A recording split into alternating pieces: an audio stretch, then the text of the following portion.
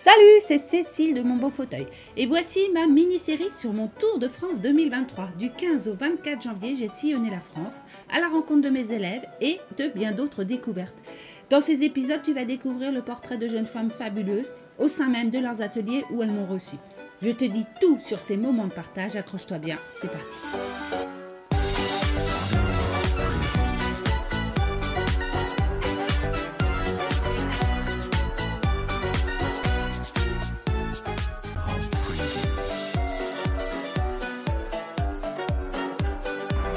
Donc je suis arrivée chez Noémie.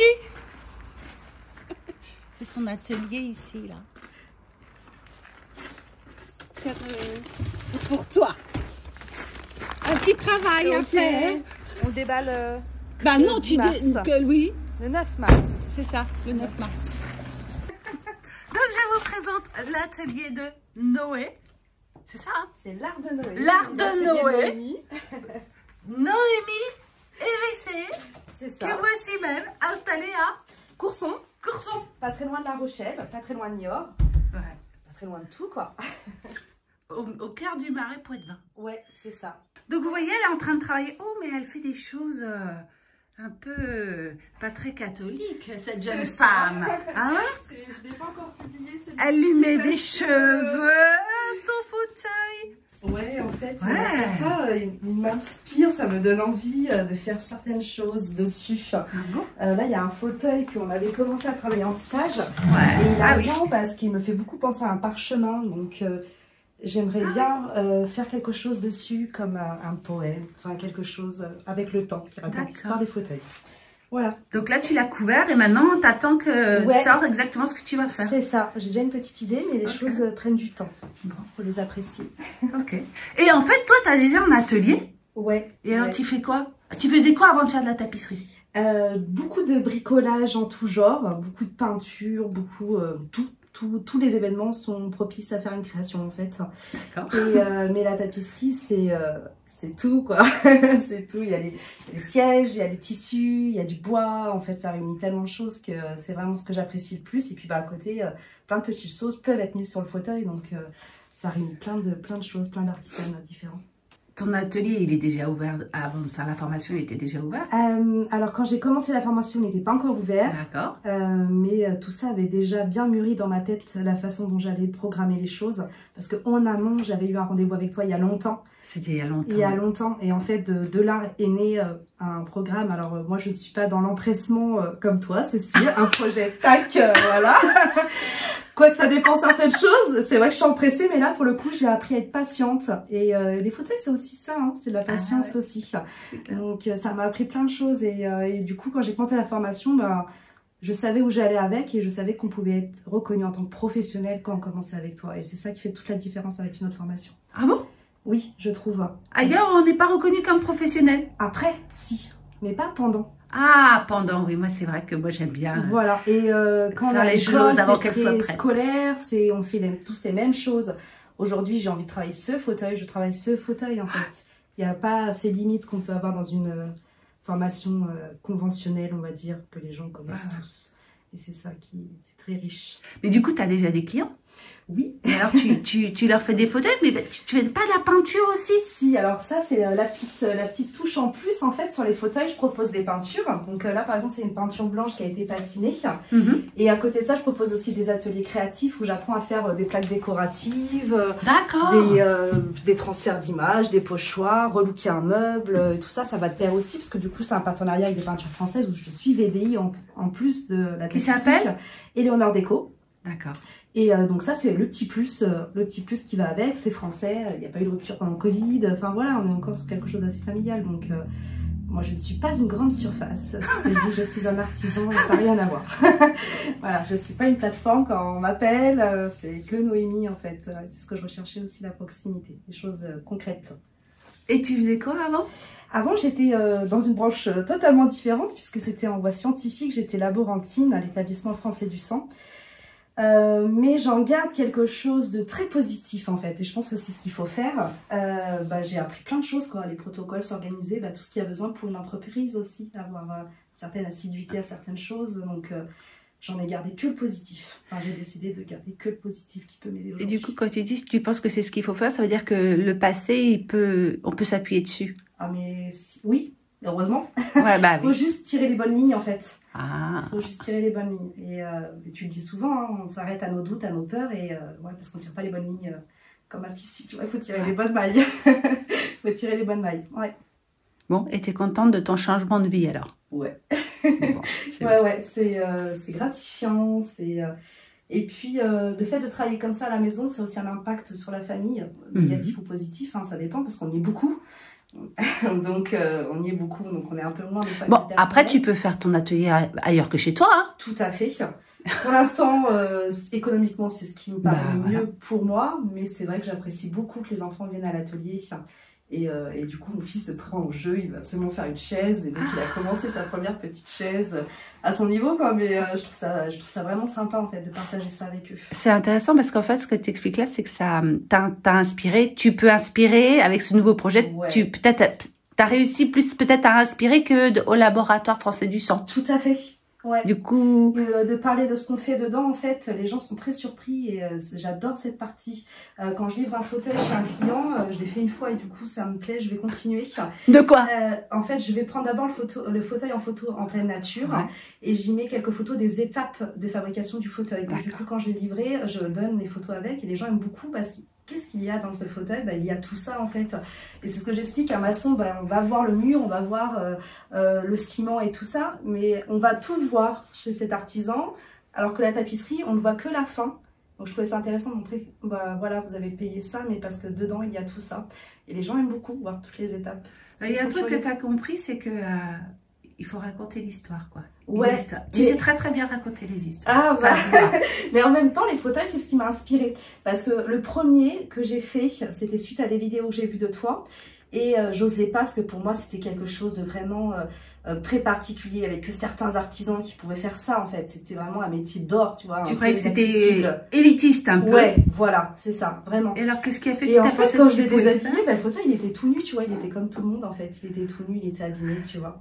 Et en fait, ça a été de le remettre en valeur, de le réparer, qui a été vraiment une joie, un contentement. Et après, c'est addictif.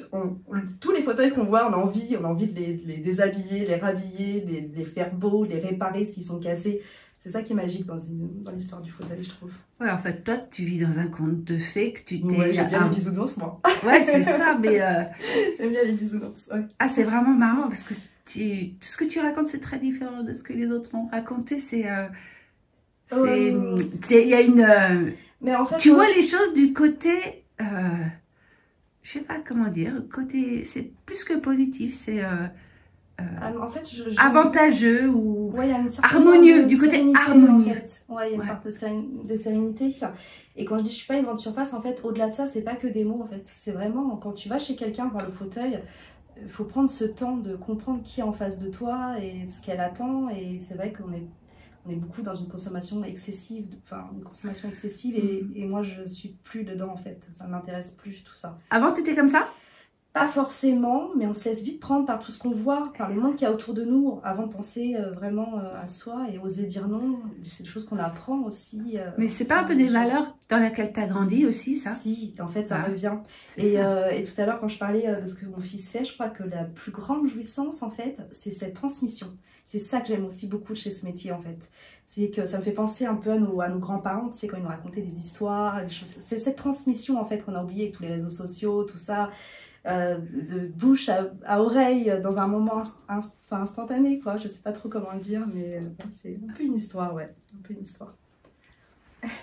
Je sais pas si vous avez remarqué, mais si vous cherchez des poèmes et de la poésie, c'est ici que ça se passe à Courson. Hein. Parce que là, vraiment, c'était... Mais c'est vrai, c'est comme une histoire sortie d'un livre de...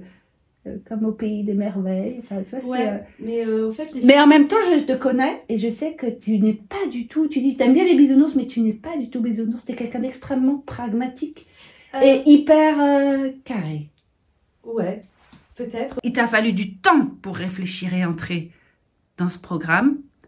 Et parce que tu voulais que les choses soient quand même borné un peu, tu vois, qui est quand oui, même parce une... qu'il y a une certaine sécurité en fait. On a une famille après et donc on est responsable de certaines choses. Tu parles de ta famille et tout ça et qu'il Voilà. fallait que tu sécurises la ça, situation. C'est ça. Fallait pas partir en freestyle non plus, quoi.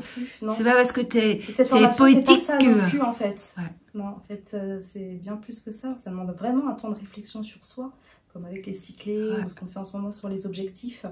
Et c'est important en fait de réfléchir à chaque manifestation, à chaque chose. Il y a des choses qui n'ont pas été, ok, elles n'ont pas été, la prochaine fois je ne les réitère pas, mais de penser à ce qui s'est passé. Donc oui, ça c'est un côté très pragmatique. L'entreprise, il faut la faire vivre, quoi. Donc, faut l'analyser. Il faut l'analyser. Et puis il y a souvent, quand on est artisan comme ça, il y a beaucoup de peur en fait. Et c'est ça, je crois, que le plus dur. C'est toujours d'aller au-delà de ces peurs. Est-ce que je vais y arriver? Mais en fait, c'est le quotidien de tout le monde, je crois. Donc, allons-y. Aujourd'hui, c'est facile à dire comme ça, mais allons-y. Mais en tout cas, venez chez moi. Voilà, venez voir. Venez chez moi et je vous raconte une histoire sur votre fauteuil, ce qui m'inspire et voilà, d'ouvrir un petit peu plus aussi. C'est vrai que le fauteuil, c'est aussi très conventionnel, hein, il y a des règles à respecter et tout le monde va sur des projets autres comme ça, mais voilà, ça peut être une autre dimension, pourquoi pas un jour un petit peu plus artistique, quoi.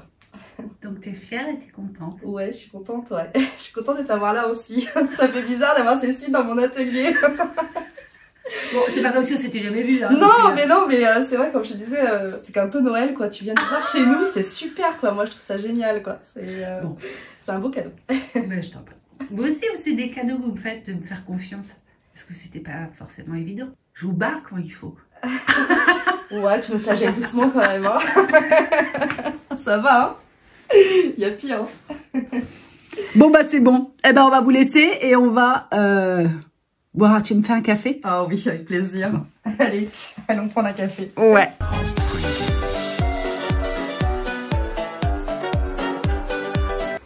Salut tout le monde, j'espère que vous êtes bien réveillés. Je vais continuer aujourd'hui mon petit voyage et je vais aller encore plus vers le sud, vers Perpignan. Et moi, j'ai dormi dans un château médiéval. Et bah, du coup, je vais vous faire un petit tour parce qu'il y avait des très très beaux meubles ici et c'était très rigolo. Voilà, donc là, on a de très jolis meubles de style empire, garnis avec des ressorts. Bon, ça c'est normalement pas tout à fait conseillé. Ils ont des assemblages à cheville qu'on peut voir ici. Alors, je sais pas s'il y a assez de lumière pour que vous voyez bien. Voilà, ici, on voit les chevilles. Ici. Ici, dans la chambre, on a aussi un bureau Louis XV. Un bureau à abattant. Je vais vous montrer. Hop, c'est une petite visite. Voilà. Enfin, tout le château est meublé avec des beaux meubles anciens. Voilà, donc c'est vraiment un voyage dans le temps, c'est super. Et alors là, il y a un truc qui est extra. Regardez ça un peu.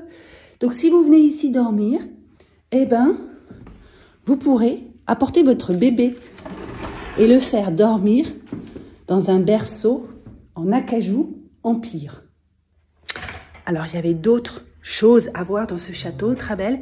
Mais comme ils font des visites guidées, la dame m'a demandé de ne pas filmer ou prendre des photos dans les salles communes. Il y a une cuisine absolument incroyable avec alors, je vais voir avec elle, peut-être qu'elle voudra bien que je fasse une photo, je vais lui demander et je vous le mettrai.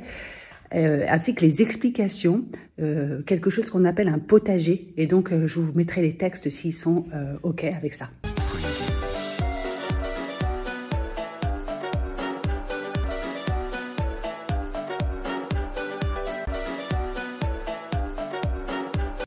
Voilà, donc moi, je vais retourner dans ma voiture. Et cette fois, je descends vers Perpignan avec une petite pause à Revel, qui est, paraît-il, ça c'est ce que Diolinda m'a dit, un fief de l'ameublement du siège. On va aller voir ça de plus près.